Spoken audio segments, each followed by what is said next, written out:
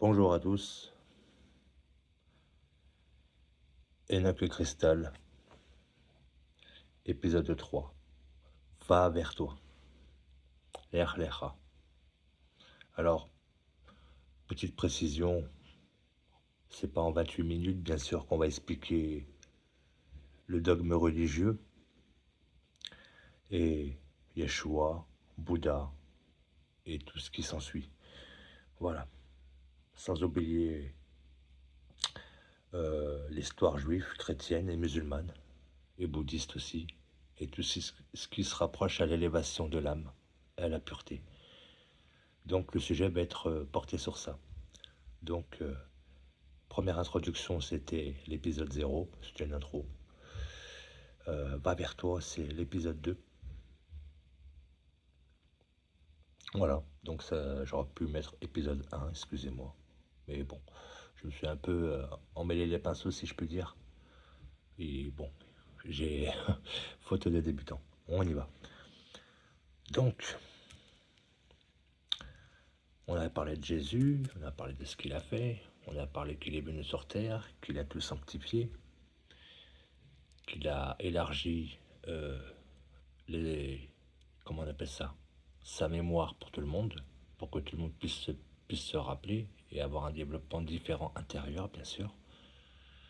Mais après, malheureusement, il y a des nouvelles choses qui se sont émergées. On a des nouvelles religions qui ont émergé. Pas le bouddhisme existait déjà. Il y a eu la chrétienté. Un peu plus tard, il y a eu des religions, comment on appelle ça, des religions très anciennes, c'est avec des statues, la déesse de l'abondance et tout et tout et tout. On va zapper cela, parce que ça, c'est pas ce que je veux parler. Il y a aussi l'histoire du prophète Mohammed. Je ne sais pas si je l'emploie bien. Le prophète de l'islam, qui a eu une révélation dans le Coran. Voilà, je sais bien de le dire. Et cette révélation qu'il a faite était pour ramener, c'est comme ça que je l'ai compris, comme je l'ai étudié, une certaine rigueur et souveraineté à l'homme, qui se perdait en perdition dans ses péchés, ses pensées et dans ses actions. Donc l'islam était très sévère, dans le sens où l'homme était tellement au plus bas de l'échelle, donc c'est normal qu'il voyait ça comme une sévérité. Et donc, encore une fois, le dogme religieux, c'est que oui, on peut se tromper, mais le plus dur, c'est pas de tomber, le plus dur, c'est de se relever. De tomber, de se plaindre, ok, on peut le faire. Mais si tu restes par terre, sans parler de croyance ou de Dieu de religion, faut pas attendre qu'on te tend la main. Aide-toi, tout seul. L'aide, elle est de toi-même. Bien sûr, il y a des bonnes âmes, il y a des personnes de bonne volonté, qui ont de la bonté en eux. Mais je ne dis pas de ne pas chercher ça. Mais l'islam, quand il est arrivé, c'est que niveau esprit, c'était quand même assez décadent. Donc ça a ramené une certaine moralité. Mais le problème du Coran, c'est il est juste un contexte du texte de la Torah. Parce qu'on retrouve beaucoup de préceptes et de versets qui sont similaires à la Torah. En connaissance de cause que j'ai étudié pendant 15 ans quand même. Suite à ça, je jette aucune pierre à qui que ce soit. Attention, je dis pas ça pour dire plus, moins. Car on est tous à la même enseigne. Si on enlève toutes nos identités de région et de pays, nous voyons bien que nous avons tous le même sang, et la même peau, et la même pilosité, et ainsi de suite. On s'assoit tous pour faire caca, excusez-moi du terme. Excusez-moi du terme. Voilà. À part ceux qui sont très malades, excusez-moi, ou handicapés, pardonnez-moi. Mais autrement, on s'assoit tous pour faire la commission. Donc, il n'y a pas plus que plus. Mais il est là le problème. Le problème, c'est que chaque religion a voulu apporter un plus, un meilleur. Et là, le dogme est arrivé. Parce qu'il y a une espèce de prison spirituelle qui s'enclenche. Cette prison spirituelle, c'est quand on commence à s'enfermer dans son dogme, dans sa religion. Je peux prendre plusieurs exemples. Le Shabbat, le Ramadan, l'Aïd Mabro, l'Aïd Kbir, la fête de l'Aïd, Pessah, voilà. Il y a beaucoup de choses, voilà. On pourrait critiquer toute, toute culture sur les pratiques, sur comment ils font leurs cérémonies. Quand on voit une table de Ramadan aujourd'hui qui est bien garnie alors que c'est censé être le tiers-monde, quand on voit le Shabbat où on ne doit pas s'empiffrer alors qu'on s'empiffre, au lieu de laisser un peu dans l'assiette, beaucoup de choses ne sont pas cohérentes. Donc on oublie en fait la valeur de ce qu'on pratique et donc on s'enferme dans un dogme qui nous arrange un peu, certains.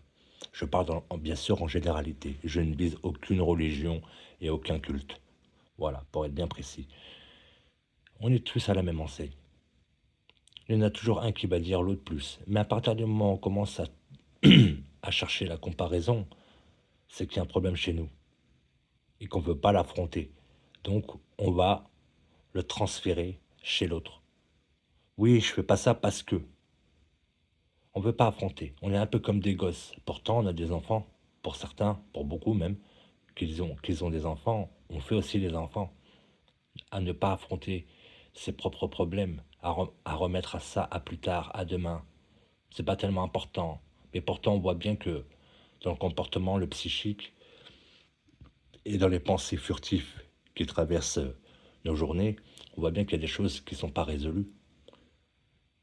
Par exemple, quelqu'un qui est juif, il peut pas, il peut vivre dans la communauté, mais quand il va hors communauté, donc chez les goïms, donc c'est compliqué de travailler parce que c'est pas les mêmes préceptes, la même culture. J'étais dans le milieu de la restauration, donc je sais de quoi je parle. Pareil chez les musulmans, pareil chez les chrétiens, qui avaient un peu des choses à faire correctement. Donc tout ça, ça peut faire que fuir ceux qui ont bon cœur à vouloir vraiment faire les choses correctement. Je pense que ça fait fuir beaucoup de gens et je comprends complètement. Ça part d'une bonne intention. Je sortirai pas ce dicton à la con qui dit euh, l'enfer est pavé de bonnes intentions. Non, elle est pavée de bonnes intentions quand tu as vraiment une intention de faire bien. Mais ce qu'on oublie, c'est la déception derrière. Quand on voit qu'on veut t'emprisonner dans un culte, on veut t'emprisonner dans quelque chose que toi, t'as pas décidé. Mais au début, tu adhères gentiment, mais après, tu dis non, ça me correspond pas. Je veux rester libre, pas attaché à quelque chose. C'est pas ça la religion. C'est pas ça le savoir et être un être de lumière. C'est être épanoui, tous les jours apprendre, euh, essayer de se libérer de cet esprit de jugement envers qui que ce soit, envers quelles que ce soit les apparences. Que ce soit une femme voilée, que ce soit un rabbin avec son chapeau et ses papillotes, que ce soit un imam, que ce soit un homme déguisé par rapport aux habits de sa culture ou de sa religion, il faut avoir un œil toujours différent, un œil simple. Quand je dis différent, dans le sens, tiens, il pourrait m'apporter quelque chose, même s'il est dans un dogme. Parce que si toi t'es éclairci dans ta tête, quand tu lis un livre qui est un livre religieux, entre parenthèses, il faut zapper les phrases de culpabilité. Alors le dogme, dans le sens où si tu ne pries pas, tu iras en enfer. L'enfer, c'est toi qui le crées. Les gens ils vont me dire quoi? Il est en train de dire quoi ce mec? Il est en train de dire que l'enfer n'existe pas.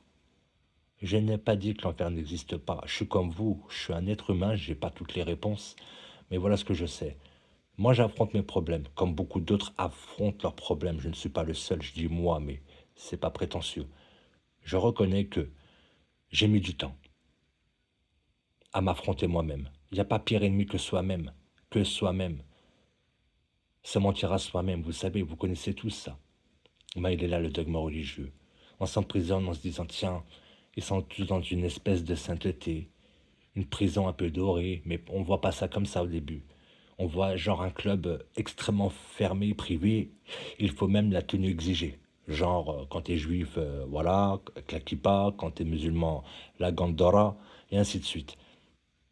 Donc, tu vois que il y a toujours une école différente, un uniforme différent. Alors qu'en fait, quand on enlève tout ça et qu'on est tous à nu face à soi, on s'aperçoit bien que Il n'y a rien de tout ça.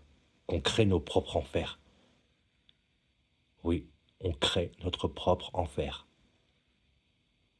Et en enfer, pour ceux qui croiraient en enfer, si vous croyez que c'est le royaume du diable, non. Le diable, Lucifer, Satan, peu importe comment vous l'appelez, il n'est pas créateur. Il est destructeur. Comment peut-il régner sur quel que ce soit le royaume que la source divine, la création, a tout créé? C'est pas possible. Il est notre bas instinct, ce qu'on appelle le diable. C'est nos bas instincts. C'est cette partie cachée que il appelle Freud, la part sombre. Les juifs, ils appellent ça le Yetzirah. Les musulmans, ils appellent ça la chitanerie ou le haram. Oui, chacun a son mot. Chacun a ciblé l'ennemi. Et il l'a même déguisé avec des cornes et des serpents et ce que tu veux. Je ne remets rien en cause et rien en question. Et surtout, c'est pas moi qui vais refaire, petit homme que je suis, la Torah ou le Coran ou l'Évangile. Donc, voilà le culte, voilà le dogme. S'emprisonner dans un culte, avec un uniforme, comme un club extrêmement privé. Et sentir cette frustration de ne pas pouvoir faire tout ce qu'on veut. Est-ce que c'est vraiment ça? Être religieux? Très peu pour moi. Cela me regarde, c'est mon propre choix. Mais si je regarde Jésus, on a fait des guerres pour le Christ. Il n'a rien dit de tout ça. Il n'a pas dit à les conquérir, hein. C'est de leur propre chef, hein. Ils se sont servis d'une image, hein. Voilà, c'est un peu comme la même image du juif en 1915, avant que ça commence. Pardon, excusez-moi, en 1910, ça a commencé avant 1914, hein. 14-18, la Première Guerre mondiale, ça a commencé bien avant.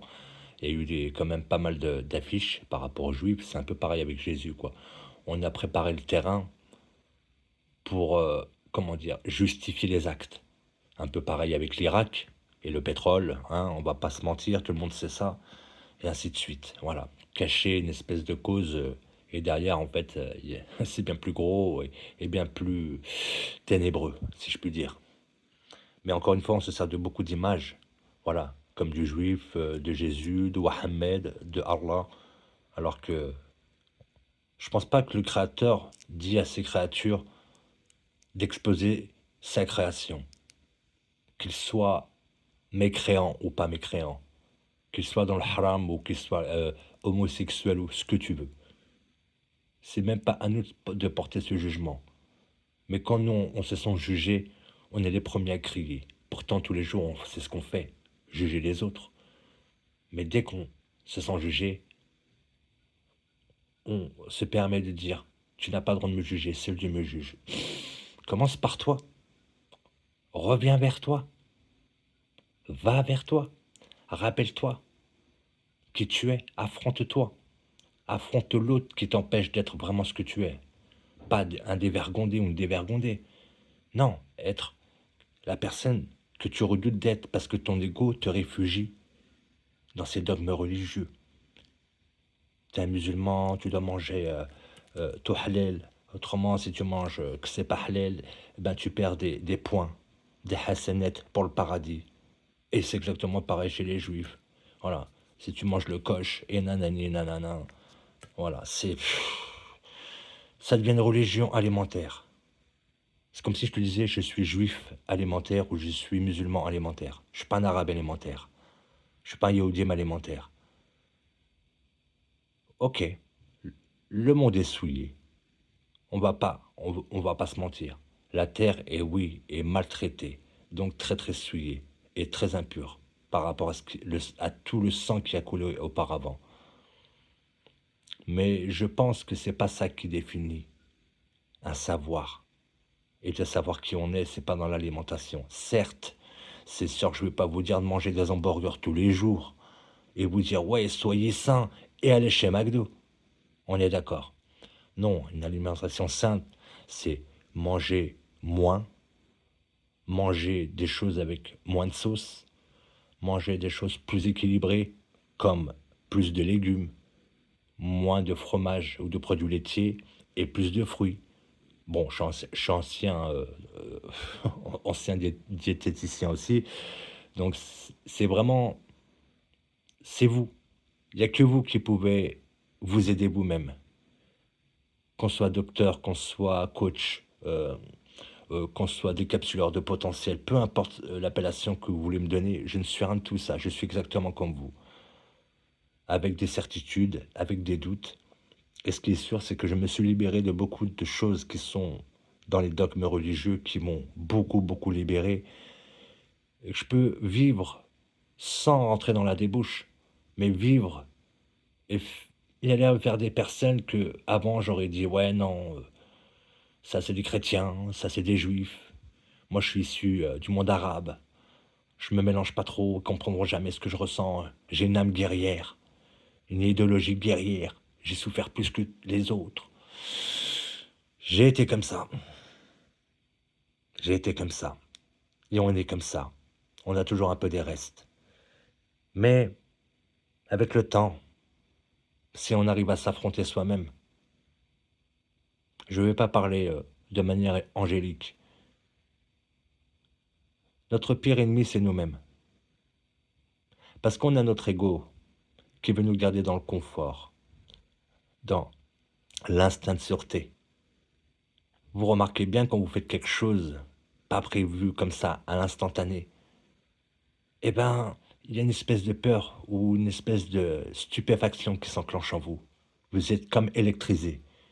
Vous savez, c'est quoi ça? C'est quand vous débranchez l'ego et vous êtes ultra spontané. Pas ultra, excusez-moi, spontané tout court. Ça veut dire que c'est quelque chose que vous n'avez pas prévu. Pas, ça vient dans votre esprit comme ça. C'est vous. L'ego, pas, il s'évapore. Voilà, il se désintègre à ce moment-là. Et après, vous dites quelques jours plus tard, oh, à ce moment-là, j'ai eu un éclair de génie. Non, à ce moment-là, tu n'as pas eu un éclair de génie. À ce moment-là, tu as su faire taire ton ego. Ton ego qui veut te garder dans le confort pour ta survie. C'est pas mal ce qu'il fait, ton ego. Mais ton ego, il faut savoir le cibler, savoir, toi, ce que tu veux, et pas te morfondre. Voilà le dogme. La prison dorée, la prison spirituelle. C'est ce qu'on appelle aussi, oui, une prison spirituelle. C'est ça, une prison spirituelle. S'enfermer, croyant qu'on est investi d'une mission, que Dieu parle qu'à nous, et que personne ne peut comprendre. Oh mon Dieu, si tu nous donnais des lunettes 3D pour qu'on puisse voir toutes les âmes, on verrait qu'on est tous pareils. Et qu'est-ce qu'on serait surpris, et on serait tous, excusez-moi du terme, voilà, on aurait le cul par terre, on tomberait à la renverse. On dirait quoi? Ah, c'est comme moi, t'as juste une couleur différente de lumière. Ah, t'es beau, t'es belle, vous êtes beau, vous êtes belle. Voilà ce qu'on verrait. Mais non, on préfère mettre des costumes, des carapaces et des masques, et encore des masques. Et après on fait des burn-out. Et après, on se dit, putain, purée, excusez-moi, je suis une girouette, un coup je crois en ça, un coup je crois en ça. Arrêtez de croire, soyez sûrs, mettez-vous des certitudes, plus de croire. Il n'y a pas plus incertain que de croire. Je ne crois pas que derrière ma porte il pleut. Je vais voir, ouvrir la porte et voir s'il pleut, savoir s'il pleut. Je ne vais pas dire non, je crois parce que j'entends le bruit qu'il pleut. Je vais aller voir. Certains pourraient dire oui, je connais les Écritures. Oui, c'est comme saint Thomas. Il ne voit ce qu'il croit. Non, non, non, ça n'a rien à voir. Il y a la croyance et les sachants. Je refais le même exemple. Il y a un monstre dans le placard. Est-ce que tu crois ou tu sais? Si tu sais, tu vas vérifier. Mais si tu crois, tu restes là. Tu peux passer une vie à être incertain, à croire qu'il va venir, Jésus ou peu importe le sauveur que tu auras nommé dans ton cœur ou dans ton esprit. C'est toi ton sauveur. Tu es le seul. Tu es ton propre libérateur de toi-même. De toi-même. Aucun médicament. Méditation, peut-être ça peut aider tout le monde. Attention, ce que je vous dis, je le pratique et je le pratique et je l'applique. Je ne vous dirai rien de ce que je ne fais pas. Fais ce que je dis, mais fais pas ce que... Voilà, vous comprenez. Je me suis libéré de ces dogmes. Il en a fallu beaucoup de temps pour que j'arrive à reconnaître ces choses-là. Attention, je ne parle pas de j'étais possédé, nalali, on m'a fait un exorcisme. Non, non, non, non, non, rien de tout ça. Sachez qu'il y a des bonnes vibrations, des bonnes énergies très puissantes qui vibrent au-delà d'un niveau qu'on ose imaginer. Et il y a aussi des énergies très très basses et très dangereuses.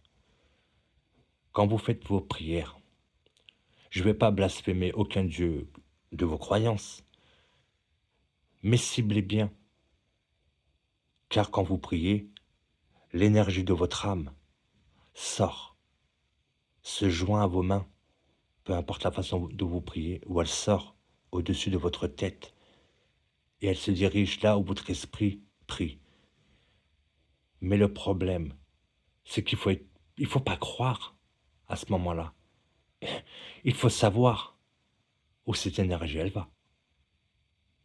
Si vous priez et que vous n'avez aucune certitude, pourquoi on bassine l'être humain à vouloir entrer dans une religion, à pouvoir gaspiller son énergie, à prier, à espérer, pour pas être désespéré?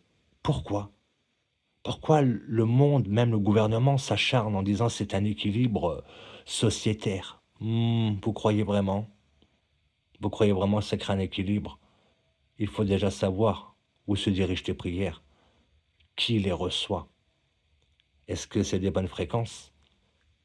Je fais allusion aux vibrations, aux énergies puissantes qui sont au-dessus de nous, pas dans l'univers, au-dessus de nous, qui sont dans une 5e dimension, 5e densité. Nous sommes dans la 3e, la plus dense et la pire.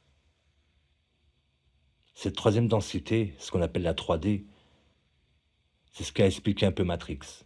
Mais on le savait, beaucoup le savent déjà, qu'il y a une espèce d'illusion. Vous le savez tous. Je vous laisse un peu réfléchir. Je vais juste boire un petit coup. Excusez-moi, un petit coup. Je vais boire mon café.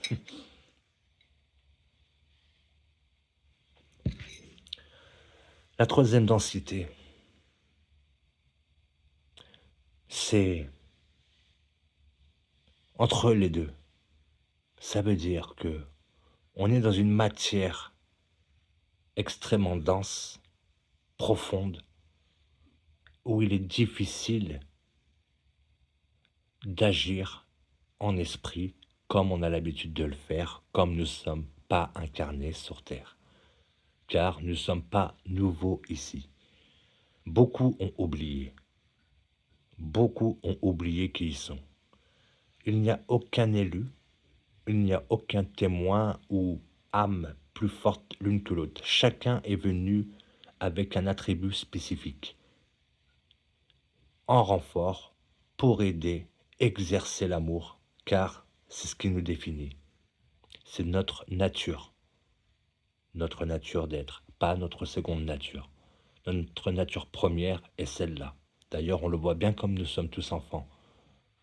On en prend des claques quand on voit tout ce qui n'est pas et qui ne fait pas partie de l'amour, dans cette densité qui est la 3e. Car nous sommes esprits et nous explorons et faisons l'expérience de corps humains dans cette matière-là. Et pour des êtres comme nous, c'est extrêmement difficile. Ceux qui arrivent sur Terre ne sont pas forcés de venir. Ils ne viennent pas ici, on ne les force pas à venir. On leur donne une suggestion. Ils disent oui ou non. Ils ont un temps de discernement et ils donnent une réponse claire, sans donner de réponse, justificative. Il n'y a que des volontaires sur Terre. Il n'y a que des volontaires. Tous ceux qui sont venus ici avec un esprit de vouloir faire le bien naturellement, sachez que vous êtes volontaires. C'est de vous-même. Cette fameuse chanson, elle a fait des dégâts. On choisit pas sa famille, on choisit pas... Oui, on peut vous rappeler. On choisit pas non plus les trottoirs de Manille, de Paris ou d'Alger pour apprendre à marcher. Eh ben si, on choisit bien son plan de vie, on choisit bien sa famille, on choisit bien le culte religieux dans lequel on veut être. Et si je puis dire, c'est un peu comme une partie de jeu.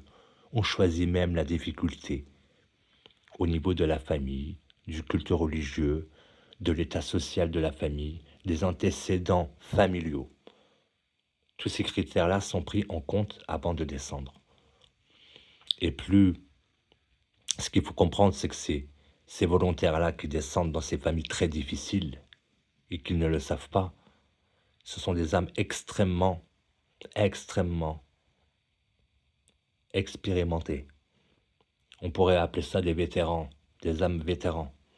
C'est des âmes, on ne peut pas donner ça à n'importe qui. Ces âmes qui descendent et qui font ce genre, si je peux dire, de mission ou de plan de vie, comme diraient certains, elles en ont sous le compteur. Voilà, elles en ont beaucoup dans le compteur. Voilà. Elles ont du coffre, elles ont du vécu. Et ça ne se calcule pas en centaines d'années. Je parle bien de réincarnation, mais on en parlera une autre fois. Ces âmes-là qui descendent, qui choisissent ces plans de vie compliqués, à nos yeux, bien sûr. Quand on dit famille difficile, des cas sociaux, ok, vous comprenez de quoi je parle, famille placée en foyer et patacoufin. Ces âmes-là sont extrêmement puissantes. Il arrive à un moment de leur vie, après l'adolescence en général, il y a un réveil. Alors, spirituel. Il n'y a aucune croyance, il n'y a aucun dogme de religion dans tout ça. C'est un réveil spirituel. Un réveil de l'esprit. Spirituel de l'esprit. Cette âme a des brides. Elle n'a pas des brides de son passé. Non, elle a des brides de ce qu'elle est. Elle sent une harmonie, un amour, une présence bienveillante autour d'elle. Et cette âme-là, par instinct, elle sait et elle commence à se rappeler.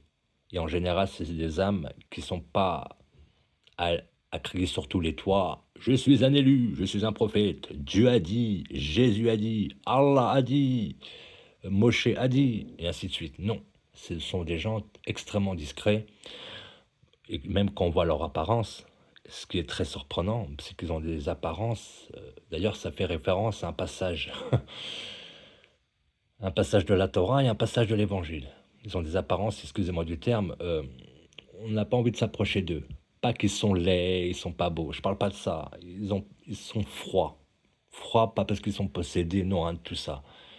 Ils portent beaucoup de lourdeur. Leur corps est lourd. Donc quand on les voit, on n'a pas envie de les côtoyer parce on a l'impression qu'on va se prendre la tête avec eux. Mais dès que ces personnes-là ouvrent la bouche avec vous, vous comprenez tout de suite pas qui ils sont. Vous comprenez tout de suite qui vous êtes vous. Alors je vous rassure tout de suite, hein, je n'ai pas rencontré ce genre de personne qui m'a fait un lavage de cerveau, qui m'a dit va créer une chaîne YouTube pour expliquer qu'il y a des êtres comme les X-Men, comme les 4 Fantastiques. Non, non, non, non, c'est un autre plan, ça c'est que des copies. Pour en revenir à ça, ils ont des apparences tellement quelconques, tellement simples, tellement... Ils sont pas visibles. Voilà, et c'est tout race confondu. C'est assez incroyable. Et ces êtres-là, quand ils vous parlent, ils vous font rappeler que vous êtes comme eux. Et ils partent comme ils sont venus. Et vous attendez toujours une leçon, tellement qu'il y a eu des donneurs de leçons, des gens qui s'autoproclamaient ceci ou cela. Donc, on a eu l'habitude. D'ailleurs, tout le monde a perdu confiance, justement, en toutes ces croyances religieuses à cause de ces menteurs. Voilà. parce qu'on nous a bercé de tant d'illusions pour arriver toujours au même désespoir. Parce qu'au lieu de nous dire, secoue-toi un peu les fesses, l'aide vient de chez toi, elle vient de l'intérieur. Si on te disait ça dans une mosquée, dans une église, une synagogue, tu ne serais pas en train de glorifier ton imam, ton rabbin ou ton prêtre. Voilà, tu serais en train de te glorifier toi, sans blasphémer. Je ne suis pas en train de dire que tu es ton propre Dieu, je suis en train de te dire que, pour commencer, arrête de te soumettre à quelque chose que tu ne connais pas vraiment. Même si tu dis, ouais, moi je connais Dieu, j'ai lu. Mais moi aussi, je peux t'écrire un livre super bien avec un nouveau Dieu. Et je pourrais te faire croire qu'il est plus ancien. Bon, je vais pas faire Jacques le Fou, hein, mais ça m'intéresse pas. Tout ça pour vous dire, encore une fois, ces gens-là, ils portent beaucoup de choses en eux. Ils sont pas voyants. Ils apportent beaucoup d'expérience au contact ou même à leur présence vers d'autres âmes, parce qu'ils ne parlent pas spécialement.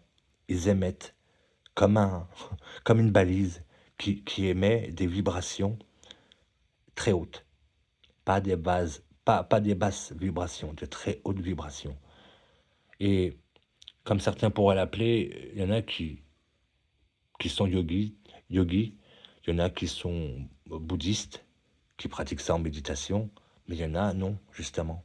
C'est des gens comme vous, peut-être le voisin, qu'il a une apparence qui peut toujours un peu l'ours mal léché, le teigneux, le mec colérique ou sévère, et finalement, en fait, tu t'aperçois que c'est une crème derrière.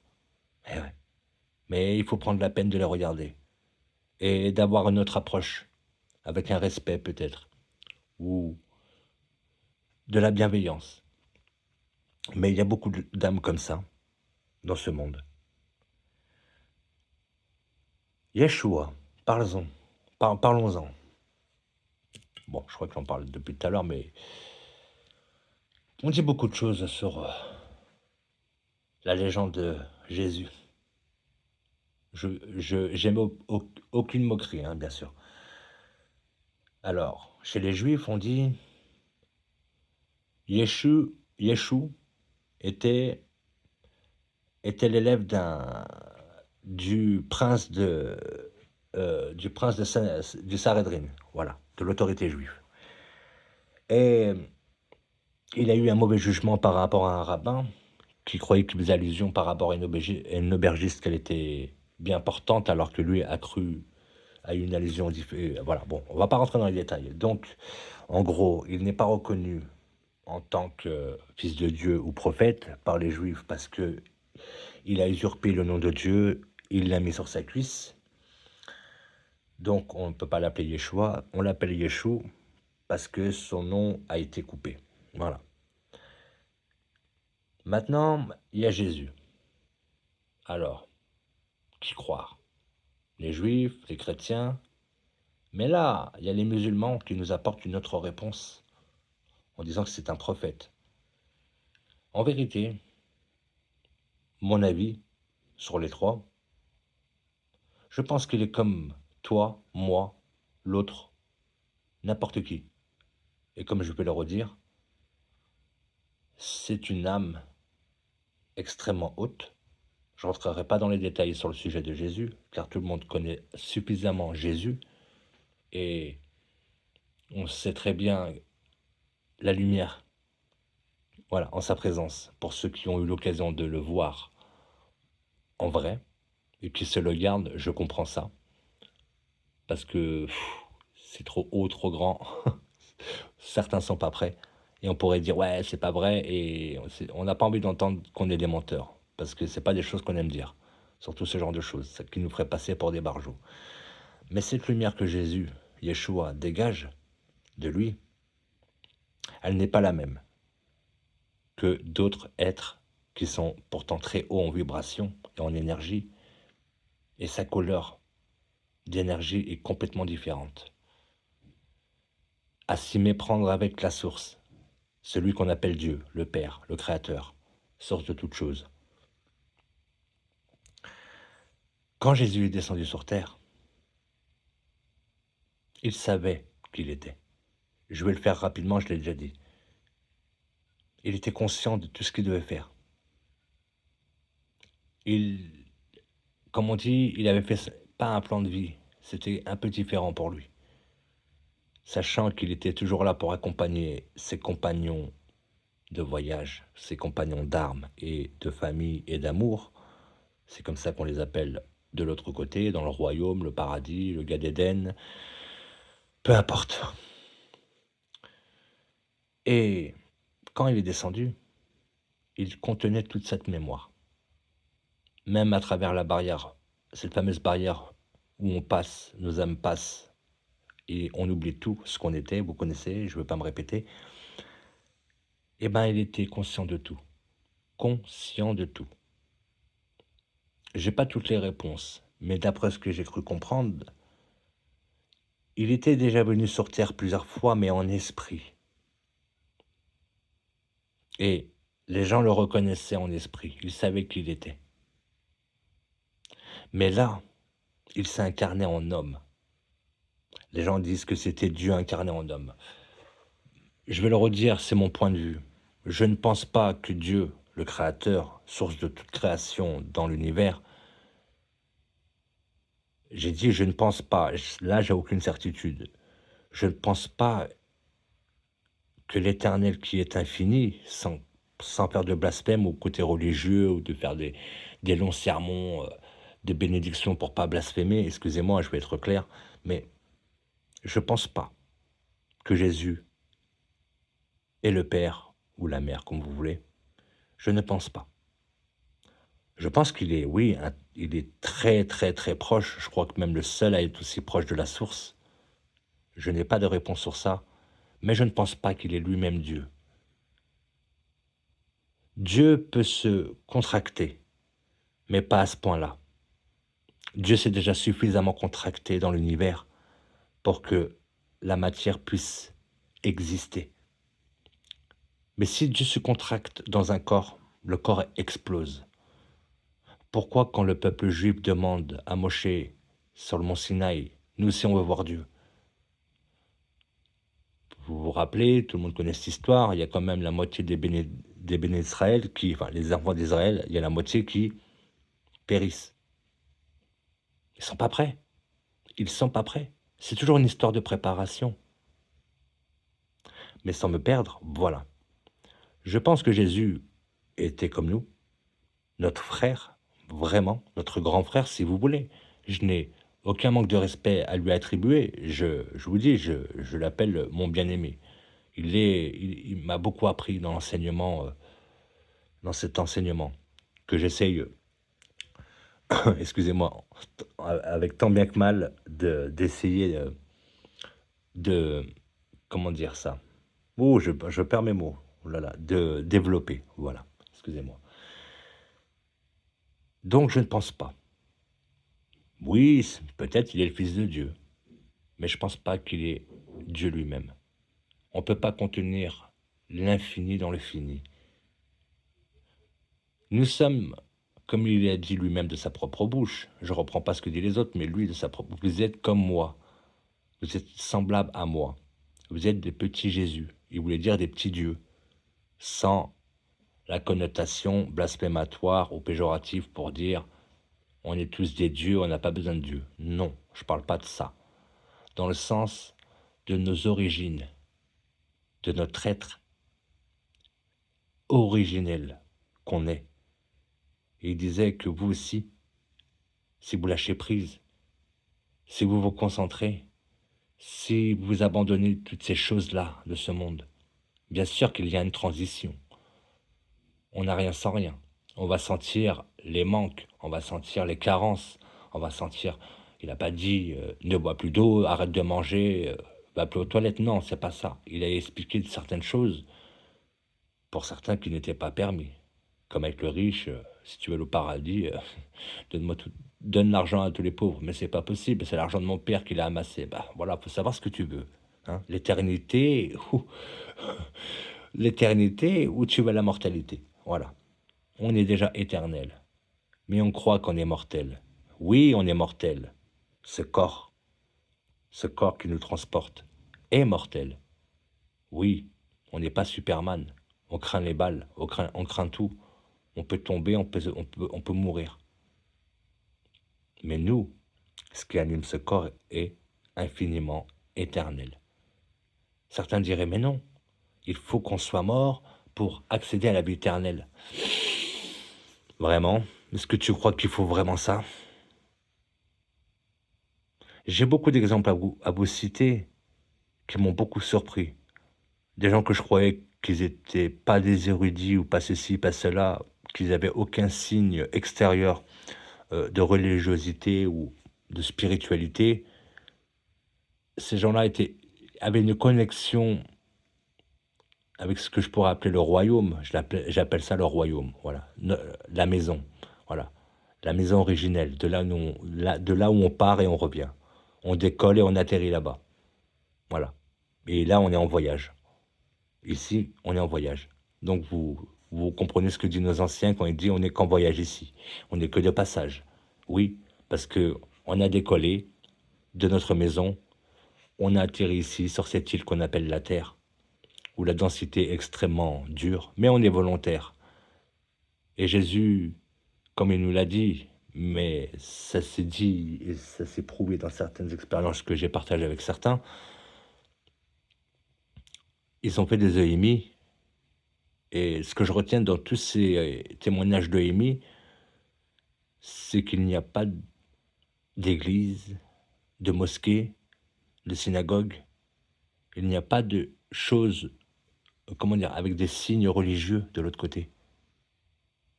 Tout est pur, simple, épuré, avec aucune chose parasitaire, si je pourrais dire, aucune appartenance. Attention, je ne dis pas que les signes, la croix, le croissant de lune et l'étoile de David, je ne dis pas que ce sont des signes, comment dire, blasphématoires. C'est pas ça que je te dis. C'est pas ça que je vous dis, excusez-moi. Ce que je dis, c'est que c'est très surprenant que quand les gens ils font l'expérience de mort imminente et qu'ils reviennent et qu'ils disent attends, j'étais pas croyant, j'étais pas ceci, j'ai jamais ouvert la Bible ou le Coran ou ceci ou ce que tu veux.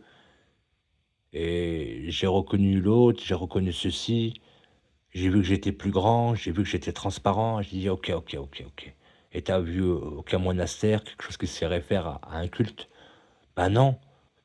Au début, j'ai vu quelqu'un avec des ailes, et en fait, quand je lui ai posé la question s'il était un ange, il m'a dit pourquoi? Tu voudrais que je sois un ange?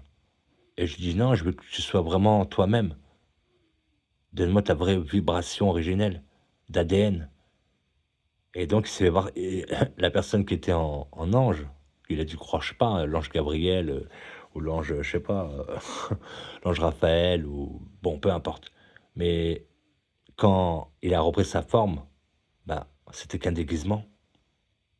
Bah, l'autre, il était de la même apparence que la personne qui était en train de faire l'expérience de l'AMI. Et l'autre n'a pas eu de surprise, ou vous savez, cette stupéfaction, waouh, complètement ébahi, non. Il a compris qu'en fait, quand tu arrives en haut pour la transition, on va pas te brusquer. On va pas t'en mettre plein la vue. Pas royaume de Dieu. Pouah, pouah, pouah.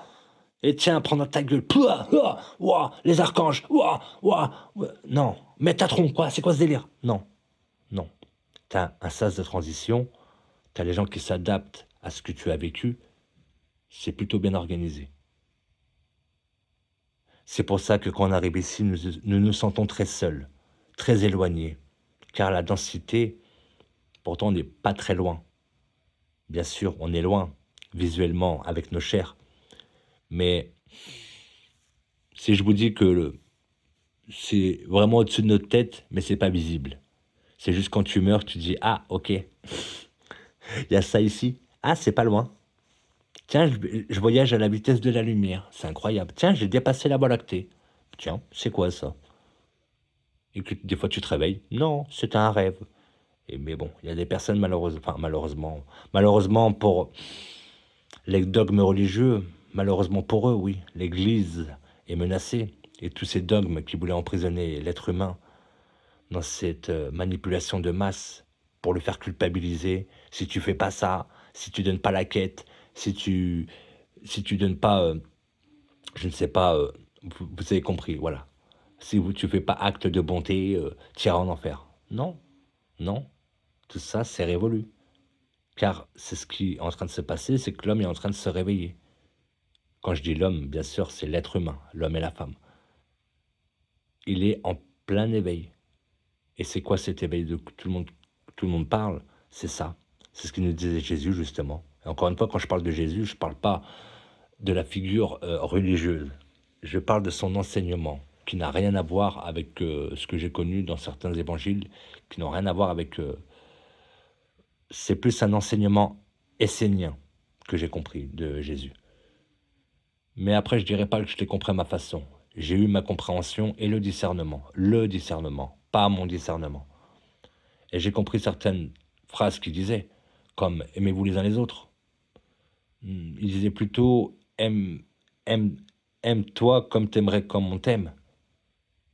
Aime ton contraire comme tu t'aimes. Voilà, il y a beaucoup de choses en hébreu et en grec ou en français. Oh là là, croyez-moi, il y a beaucoup de phrases qui ont complètement un sens différent. Bon, si vous connaissez un peu la Gematria, vous connaissez un peu le Zohar et un peu la Torah, je dis pas que c'est des livres pour tout public. Si, c'est pour tout public. Mais il faut partir léger. Voilà, il faut partir léger. Je vous conseille de partir avec un livre juste pour vous inculquer, vous enseigner, si ça vous intéresse, le Tanar. Voilà, vous partez de Bereshit, vous partez du commencement, et gentiment, voilà. Et vous allez voir, vous lisez ça, moi je l'ai lu, en parlant très franchement, je l'ai lu 4 ou 5 fois, après certains passages où il y a Ézéchiel, d'autres passages où il y a, comment il s'appelle Abraham, le début de Abraham, pas Abraham, mais Abraham, je comprends, après j'ai compris pourquoi on l'appelait Abraham, voilà. J'ai pas voulu entendre les hommes me raconter l'histoire, parce qu'on a toujours une interprétation erronée.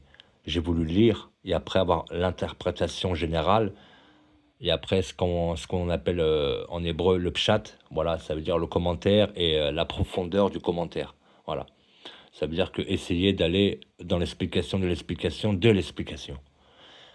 Bon, si vous comprenez pas ce que je dis, c'est pas de ma faute. Ça, c'est Yahya Ben Chetrit, c'est un rave qui fait de très bons cours. Je fais pas sa publicité, mais et d'ailleurs, je suis pas juif, hein, je vous le dis en vérité. Je suis un goïm, je suis un non-juif. Mais j'ai écouté ses cours, il y a beaucoup de sens, beaucoup de logique. Et on sent qu'il n'y a pas de dogme. Après, bien sûr, il y a la culture juive avec le Shabbat, avec la loi de Moshe, la loi de Moïse, voilà, de respecter le Shabbat, c'est une loi établie par les enfants d'Israël, les Bnei Israël, voilà. Et aussi les Bnei Noar. Les Bnei Noar, c'est les enfants de Noé, voilà, ceux qui pratiquent les 7 lois de Noé, les 7 lois noachides. Bon, certains connaissent, d'autres peut-être pas, mais les 7 lois noachides, euh, c'est quand tu es pas juif, tu peux quand même étudier en surface, même en profondeur, la Torah, certaines études, mais c'est très simple. Faut pas se convertir. Je lance pas un appel, attention.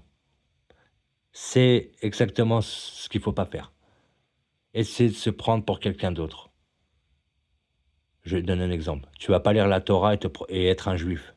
Tu vas pas lire le Coran et être un musulman. Tu vas pas lire l'Évangile et être un chrétien. Non. Il y a des sujets qu'il faut se préparer, il faut s'enseigner soi-même, il faut avoir des avis divergents pour pouvoir comprendre l'avis général. Et là, on arrive à en sortir des bonnes choses. Et la Torah m'a beaucoup aidé au niveau des profondeurs du Pshat et au niveau du Zohar aussi, et la profondeur de la Torah, parce que comme certains rabbes, bon, ça c'est pas moi qui le cite, mais c'est souvent le rabbin Ben Chetrit qui le cite, l'arabe d'Esler, bon, j'ai lu certains de ses passages. Alors, je ne vais pas vous mentir, 3 mots, allez, 4 mots. Je répète ce que Yahya Ben Chetrit dit, mais c'est vrai. Et lui c'est un grand de la Torah. Moi, je suis le petit grain de sable, mais ça va, je me respecte. Voilà, j'ai pas besoin d'être un grand. Mais lui non plus, je dis que c'est un grand de la Torah parce que j'ai une grande estime par rapport à ce monsieur. Quand la Kavod, d'ailleurs, s'il m'entend. Mais non, c'est parce que sa façon d'enseigner est plutôt bien. Mais c'est surtout comme il explique la profondeur de la Torah. Comme il explique la profondeur de la Torah, c'est plutôt impressionnant. Voilà. Par exemple, je sais pas, il explique le Rav Dessler, dans un mot à 4 lettres, enfin une phrase à 4 mots, t'en as pourquoi allez, si t'es bon, 7 ans. Si t'es un peu ahmar, ben, si t'es un peu bête, eh ben, 10 ans, 10 15 ans. Alors après, quand tu écoutes Yahya Ben Chetrit, lui, il te fait accélérer tout ça, mais après, il faut quand même étudier. Voilà, ça veut dire c'est comme quand tu es malade. Non, je crois en Dieu. Prends le médicament quand même. Ah non, non, non, non, si je prends le médicament, je vais trahir Dieu. D'accord. Mais c'est Dieu qui a créé c'est Dieu qui a créé les pharmacies, donc c'est Dieu qui a créé la médecine, c'est Dieu qui a créé les médecins, c'est Dieu qui a créé les hommes. Oui, mais je peux pas le trahir. Ça, c'est un test pour savoir si je crois en Dieu, si j'ai confiance en Dieu. Voilà. On est un peu dans ce genre de conneries, mais voilà, c'est pas le cas. Pour en revenir à Yahya, c'est qu'en fait, il dit qu'il y a un rave qui s'appelle le rave Dessler, qui est plutôt balèze, hein. Pour moi, c'est une montagne de connaissances avec 4 mots. Tu prends 15 ans, et comme je dis souvent à monsieur Benchetrit, j'ai pris perpète. Parce qu'un cours d'1 heure et demie avec lui, c'est 10 ans de Torah dans ta gueule pendant 1 heure et demie. Alors, quand t'es passionné, c'est magnifique. T'en reveux. Mais quand t'es un peu paresseux, t'es un peu feignant, et ben, voilà, c'est du lourd, ouais, ok, c'est cool comme il enseigne. Mais sa façon d'enseigner est plutôt bien, voilà. Mais en gros, il y a des profondeurs que je comprends mieux. Après, c'est pas pour autant que je veux rentrer dans le culte. J'ai quand même fait l'expérience du Shabbat, sans me prendre pour un juif, non plus. Après, j'ai un ami à moi qui m'a dit non, non, non, faut pas faire ça peut se retourner contre toi. J'ai dit non, je voulais faire l'expérience. Il m'a dit non, mais c'est pas. Ça, c'est un truc qu'on peut pas faire en expérience. Voilà, c'est pas comme si tu faisais l'expérience dans la nature, un scientifique qui teste. Non. J'ai dit ok, comme j'aime beaucoup Dieu, je voulais honorer son nom. J'avais compris le sens du Shabbat. Il m'a dit, voilà, c'est lui qui m'a appris un peu le bruit. Il m'a dit, ben, Kola Kavod, c'est bien ce que tu fais, mais reste comme tu es. Ne te convertis pas, reste Karim, voilà, reste Nanani, reste comme tu es. J'ai dit, ok. J'ai dit, mais en fait, ça sert à quoi alors quand tu te convertis et que tu changes de nom? Il me dit, bah les gens se trompent. J'ai dit, ah bon? Il me dit, moi je suis un juif, mais bon, on va me dire que je suis un juif, comment dire, avec la New Age. J'ai dit, ah bon? Et j'ai dit, pourquoi? Et la personne me disait exactement, c'est parce que je crois que j'ai quand même choisi ma vie. Et je pense que si tu choisis ta vie sur cette terre, c'est un juif qui me dit ça quand même, j'ai halluciné et j'étais très, très honoré, hein, qui me donne cette sincérité et que je sois là pour réceptionner cet honneur. Enfin, je me sentais flatté quand il me disait ça parce que c'est pas quelque chose qu'il devait dire dans sa communauté, mais en gros, il disait tout simplement, sans faire le mytho, il disait non, non, faut pas se convertir parce que si tu te convertis, en fait, tu es en train de te dire à toi-même que tu t'es trompé de plan de vie. Alors moi, j'ai froncé les sourcils en disant quoi, il connaît ce genre de choses. Donc je vois qu'il connaissait plutôt bien et qu'il disait non, tu es devenu en tant que, alors tu pratiques. Les gens qui changent de nom parce qu'ils ont vécu un traumatisme, ok, ça je peux comprendre, mais les gens que parce qu'ils ont changé de religion, je sais pas, du judaïsme, ils veulent passer à l'islam, je sais pas, il s'appelait David et là il s'appelait Mohamed ou il s'appelait Farid, voilà, peu importe, c'est un exemple. Euh, c'est pas bon. Parce qu'en fait, il est en train de dire à lui-même qu'il s'est trompé depuis qu'il est arrivé là sur Terre. Donc il dit même à Dieu qu'il s'est trompé. S'il croit en Dieu ou s'il se dit qu'il y a Dieu, il est au-dessus de moi, s'il est un peu dans le dogme de oh, j'ai blasphémé Dieu, ben, si tu as ce raisonnement, tu te dis voilà, tu changes le nom parce que tu estimes que tu es plus le même homme. Mais c'est à l'intérieur que ça se passe. Mais quand tu veux changer de nom, c'est pour le faire voir à tout le monde. Qu'est-ce que tu veux prouver au monde quand tu te convertis à changer de nom, à changer de religion? Tu peux changer de religion, bien sûr. Rien ne t'en empêche. Mais pourquoi tu veux changer ton origine? Le nom que tes parents t'ont donné. Je sais qu'il y a, comment dire, il y a aucun mauvais esprit à vouloir faire ça. Ça part d'une très très bonne intention. Mais tu es en train de te dire, avant de parler à Dieu, à toi-même, qui a choisi ton plan de vie. Eh ben non, je fais autrement. J'ai décidé d'être une autre personne. Mais le problème, tu peux changer ton nom, mais tu peux pas changer ton âme. Tu peux changer ton corps, mais pas ton âme. Ton âme, elle est définie jusqu'à ta mort avec ce corps. Voilà, c'est un peu comme un portable avec un forfait limité et que la puce, elle est intégrée ou même gravée dans le portable. Ben, jusqu'à ce que le portable, il pète, et ben, excusez-moi de l'exemple, il est un peu pourri, mais voilà. Encore une fois, c'est un dogme. Un dogme. Voilà, la reconversion à ceci, à cela. Tu peux te baptiser, tu peux faire ces choses-là. Mais la reconversion d'un nom, attention, hein, c'est une identité. Après, il peut se passer vous savez, des altérations de l'esprit. Ça veut dire que l'âme euh, n'est plus en harmonie avec le corps qu'elle a habité pendant toutes ces années. À lui faire changer de nom, l'autre, il veut changer de caractère. Il veut être meilleur, c'est bien. Mais pour ça, il faut rester le même. Quand je dis le même, être différent, être meilleur, certes, mais avec son nom. Affronter. Pas dire maintenant je change de nom parce que je suis meilleur. Non, garde ton nom parce que tu es meilleur. Garde ton nom parce que tu t'es bonifié. Certains diraient sanctifié, purifié, peu importe le mot que tu emploies. Quand tu sens qu'il y a un meilleur en toi, n'essaie pas de changer un trait de caractère qui fait que tu es toi. Voilà pour cette vidéo. C'était l'épisode 3. Va vers toi. C'était la suite du dogme religieux. Voilà. Celui que l'on nomme Jésus. À très bientôt pour la suite. Merci de m'avoir écouté.